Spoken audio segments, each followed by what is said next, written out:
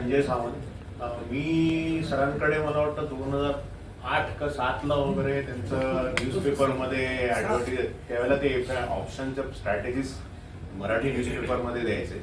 तर तेव्हापासून माझा संबंध आला. त्याच्यानंतर मी एकदा दोनदा परत कोर्स केला, पण माझं जॉबचं नेचर असं होतं की मी बऱ्याचदा आउट ऑफ इंडिया असायचो.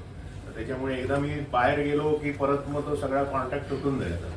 आणि त्यानंतर आता मी जस्ट 1 वर्ष झालं मला रिटायरमेंट झाली माझी. तर त्याच्यामुळे आता मी परत हे केलं. तर मी ट्रेडिंग करतो. मी ऑप्शन्स ट्रेडिंग करत नाही, मी फ्युचर्स ट्रेडिंग करतो आणि कॅशमध्ये करतो. आणि मी काही स्ट्रॅटेजीज पण बनवत होते. तर त्याच्या सरांची एक स्पेशालिटी मला सांगायची होती की सर त्यांचे इतके स्टुडंट इतक्या वर्षापासून आहेत, पण ते त्यांची नावं आणि त्यांना बरोबर ओळखतात. आणि आत्ताच रिसेंटली मागच्या महिन्यात मला जरा माझ्या स्ट्रॅटेजीमध्ये थोडंसं चेंज करावं असं वाटलं होतं. तर त्यासाठी मी परत सरांना फोन केला आणि सांगितलं सर मी येऊ का तुमच्याकडे. तर सर म्हणले जरूर या. आणि मग त्यांच्या घरी गेलो मी. त्यांनी मला घरी बोलवलं दुपारी आणि मग आम्ही बसून ते सगळं सॉर्ट आउट केलं.